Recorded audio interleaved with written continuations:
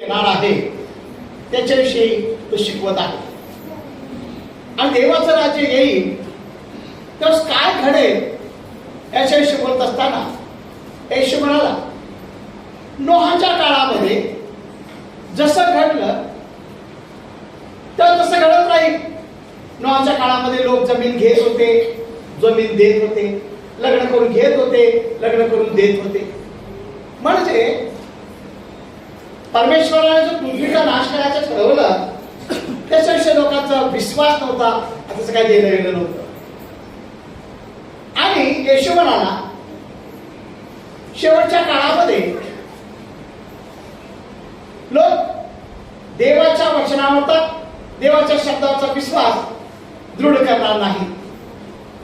आणि म्हणून प्रभू येशू ख्रिस्त म्हणाला की तुम्ही लोटाच्या बायकोची आठवण करा. लोट हा कोण आहे तर लोट हा अब्रामाचा पुतण्या, अब्रामाच्या भावाचा मुलगा.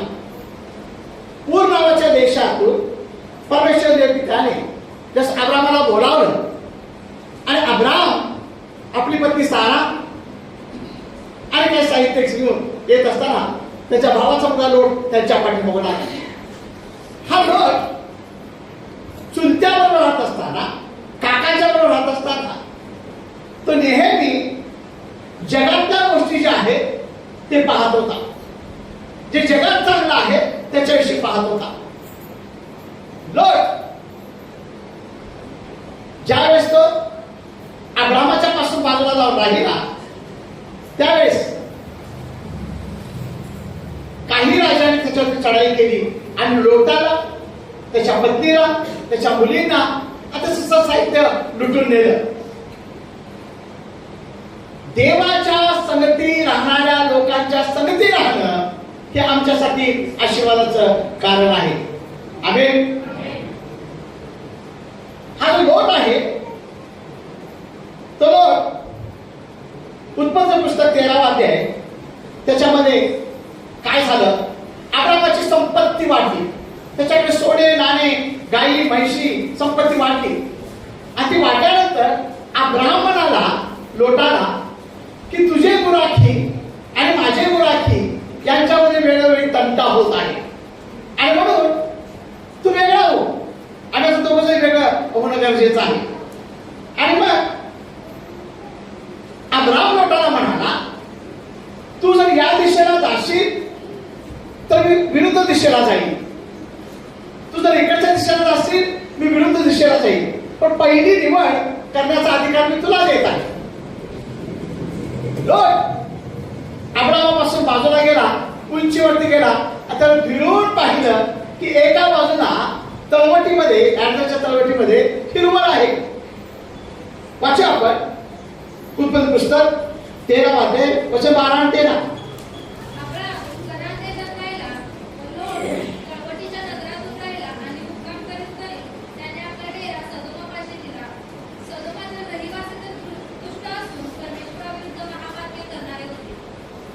अब्राम पासून लोट बाजूला झाल्यानंतर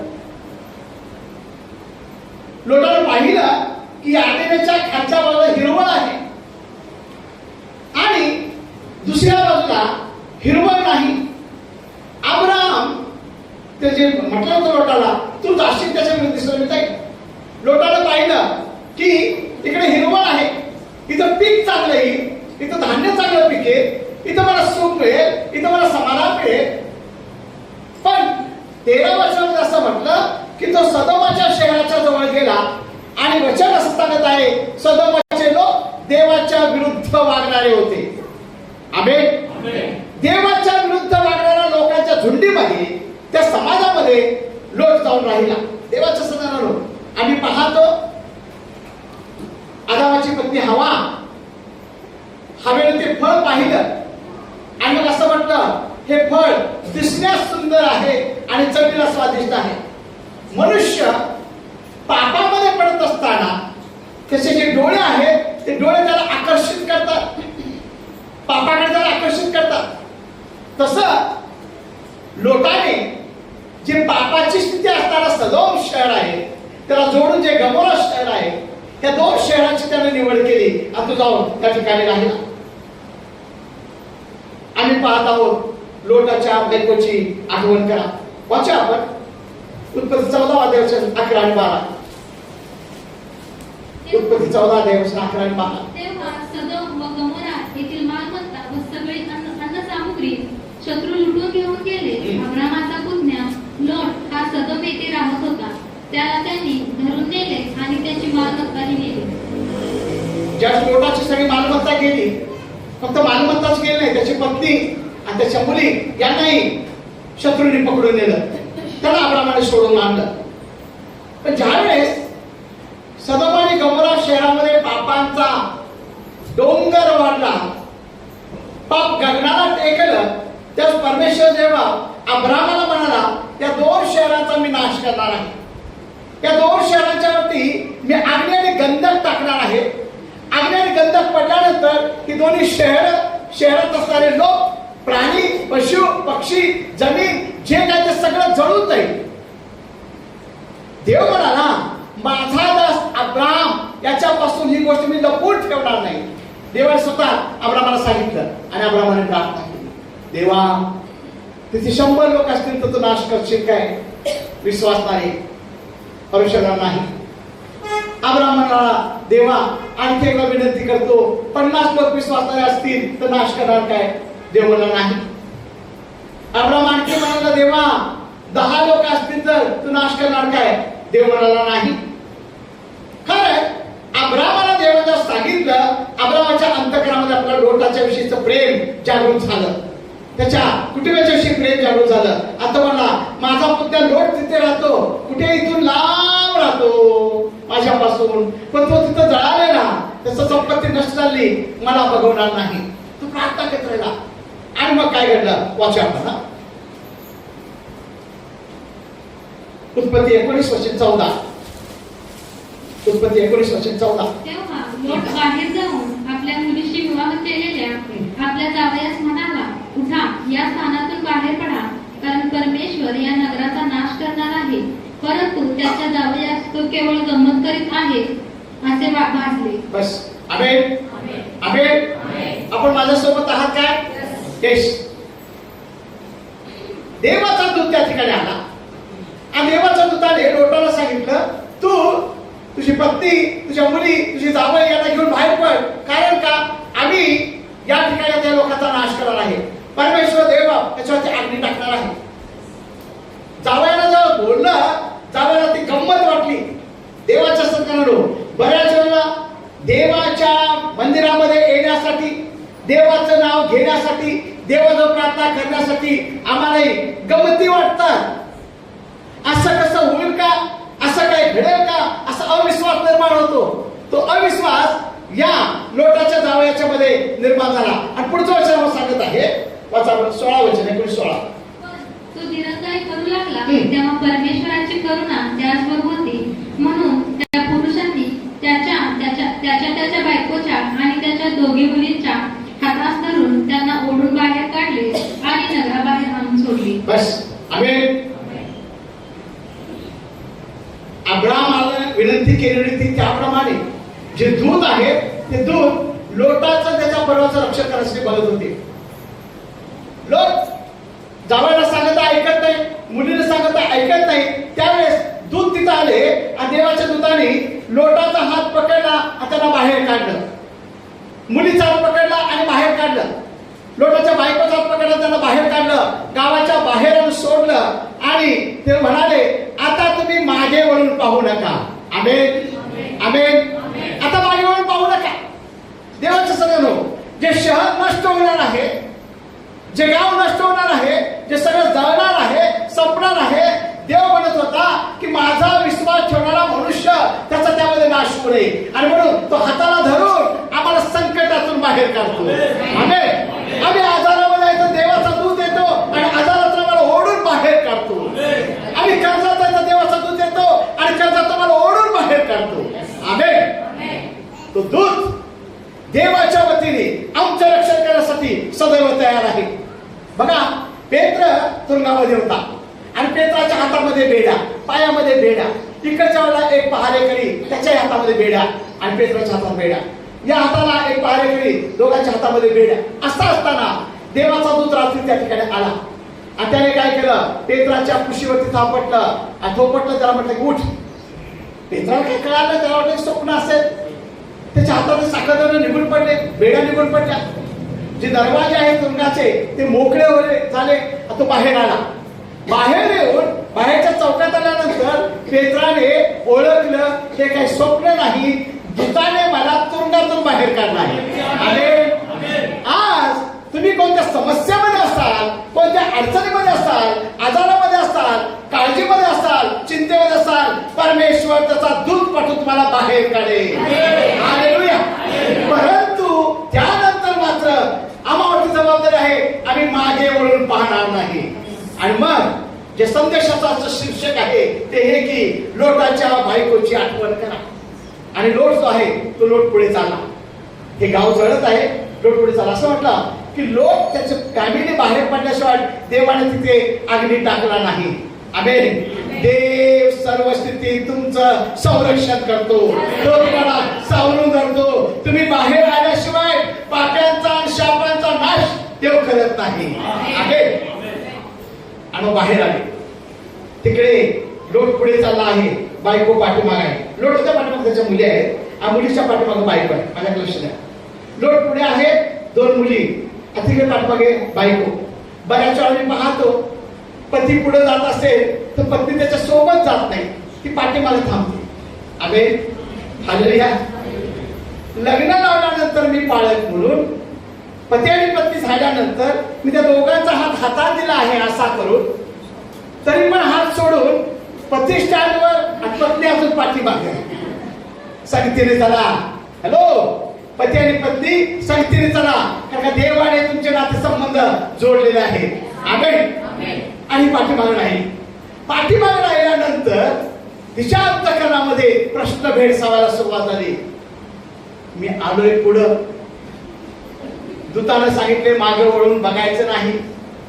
जिथे हे करू नको असा प्रश्न असतो त्यावेळेस मानवी स्वभाव तो आहे की ते केल्याशिवाय तो थांबत नाही. जे नको म्हटलं आहे तिथं आदरून नेहमी तो पुढे होऊन ते बघेल. आमेन. तसं लोटाच्या बायकोची जीव कासावीस झाला. मला पुढे होऊन सांगितलंय, पाठीमागे काय झालं माहिती नाही, परंतु माझ्या घरामध्ये माझ्या डब्यामध्ये असणारे जे पैसे आहेत त्याचं काय घडलं असेल. Praise the Lord. Praise the Lord. पाठीमागची चिंता, संसाराची काळजी, प्रपंचाची चिंता ही माणसाला देवाच्या सहभागितेपासून, देवाच्या आज्ञेपासून पाठीमागे नेते. Praise the Lord. मग अशी चेक चालू होण्याच्या अगोदर मी ते आलो आणि मला समजलं की पाणी अजून सुटलेलं नाही. आणि मग मी विचार केला, म्हटलं चेक 2 तास उशिरा सुरू होईल का काय. पाण्याची चिंता आणि देवाचं वचन वाचत असताना अभ्यासाची चिंता आणि प्रार्थनेला बसल्यानंतर उद्याच्या गटाची चिंता. आमेन. हे सगळं तिच्या मनामध्ये भेडसावलं आणि तिने मागे वळून बघितलं. मागे वळून बघितलं त्यावेळेस तिचं काय झालं पुढे होता येतो. पण ती मागे तशी फिरली, त्याच्या वेळात जसाच्या तसा ती मिठाचा खांब बनली. आमेन. म्हणा, लोटाच्या बायकोची आठवण करा. तुमच्या बोलण्यात पण दम पाहिजे. लोटाच्या बायकोची आठवण करा. ज्या ज्या वेळेस माझ्यावरती काय परिस्थिती उतरेल, माझ्यावरती काय समस्या येईल, माझ्यावरती काय अडचणी उभ्या राहतील, त्या त्यावेळेस लोटाच्या बायकोची आठवण करा का तिने आज्ञेचा भंग केला. हालेलुया. आज्ञेचा भंग केला. जे सांगितलं होतं मागे वळून पाहायचं नाही, तिने मागे वळून पाहिलं आणि त्यामुळे तिचा नाश झाला. ती मागे त्या ठिकाणी मिठाचा खांब बनून राहिली. देवाची सन्मान. आम्ही नेहमी देवाच्या आज्ञेचा सन्मान करणारे असे आहोत. प्रभू येशू शिकवतो आम्हाला. लुकाचं शुभवर्तमान 12:15. लूक 12:15 वाचा.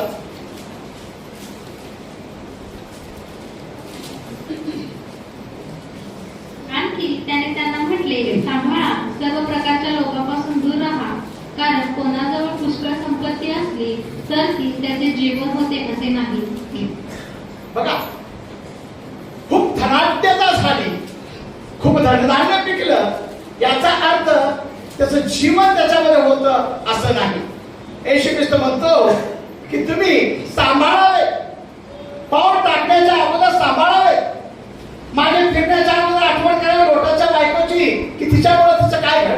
ते माझ्या जीवनामध्ये घडू नये. आणि पैसा ही आमची गरज आहे, पण पैसा हा आमचा देव नाही. आमेन. मनुष्य पैशाच्या पाठीमागे राहतो, सकाळपासून संध्याकाळपर्यंत रात्री उशीपर्यंत तो पुष्कळ काम करतो आणि मिळवत राहतो. परंतु वचन 19 पासून 21 पर्यंत 12 मध्ये लूक 12 19 पासून 21 पर्यंत. मग मी आपल्या जीवाला म्हणे, हे जीवा, तुला पुष्कळ वर्षे पुरेल इतका माल ठेवलेला आहे, विसावा घे, खा, पी, आनंद कर. परंतु देवाने त्याला म्हटले, अरे मूर्खा, आज रात्री तुझा जीव मागितला जाईल, मग जे काही तू सिद्ध केले आहे ते कोणाचे होईल? आमेन. बस. आमेन. येशू ख्रिस्ताने सांगितलं, एक मनुष्याने गव्हाचं शेत लावलं. आता शेतामध्ये पुष्कळ गहू पिकलं.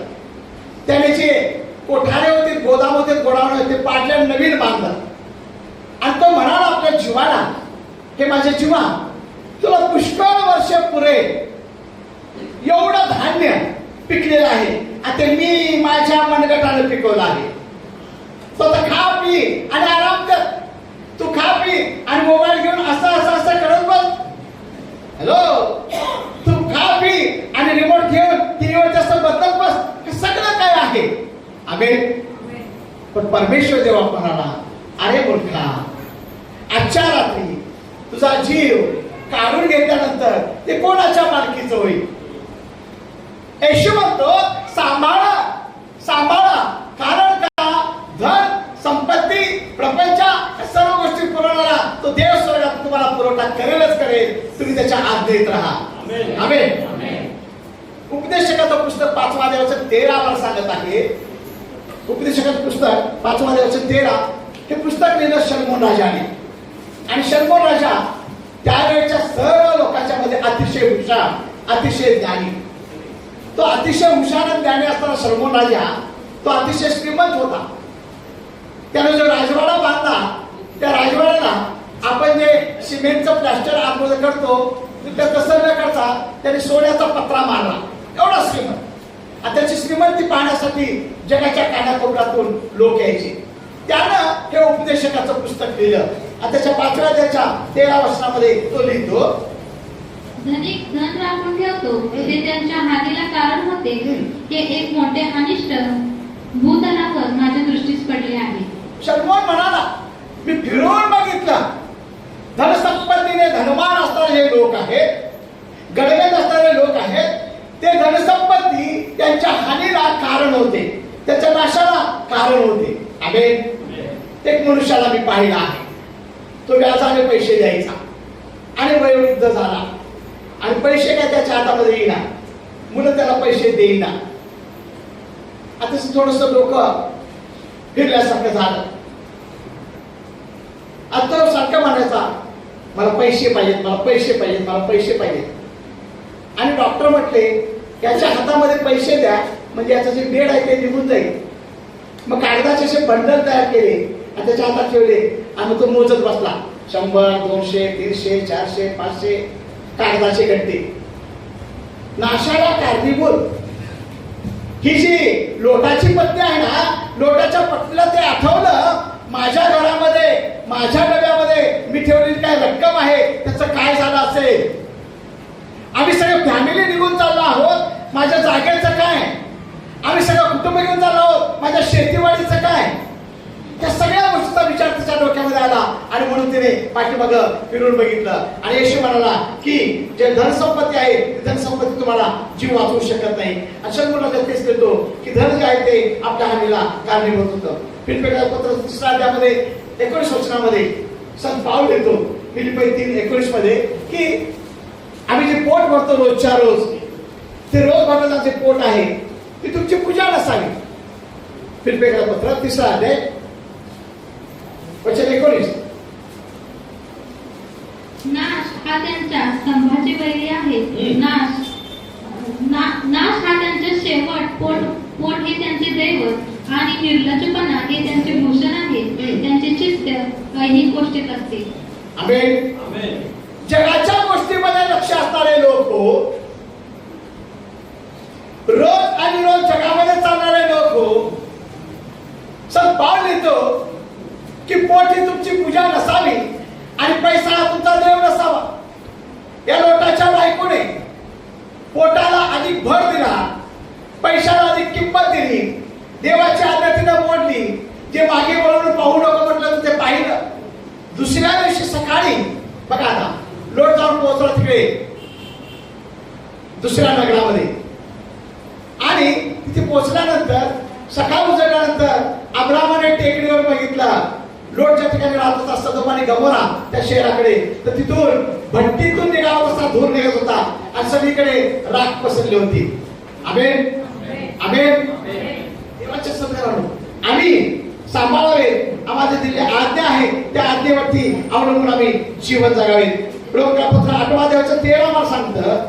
रोमपत्र 8 अध्यायाचं 13. कारण जर तुम्ही देह स्वभावाप्रमाणे जगलात तर तुम्ही मरणार आहात, परंतु जर तुम्ही आत्म्याने शरीराची कर्मे ठार मारली तर जगाल. संत पाऊल लिहितो, जर तुम्ही देह स्वभावामध्ये असाल, देहाच्या गोष्टी पुरवित असाल, तर तुम्ही आत्म्याला किंमत देणार नाही. आणि देहाचे चिंतन हे नक्की सार्वकालिक मरण आहे. पण आत्म्याचे चिंतन हे आमच्यासाठी शारीरिक जीवनाबरोबरच आध्यात्मिक जीवन किंवा सार्वकालिक जीवन याच्यासाठी त्या आशीर्वादाचं काम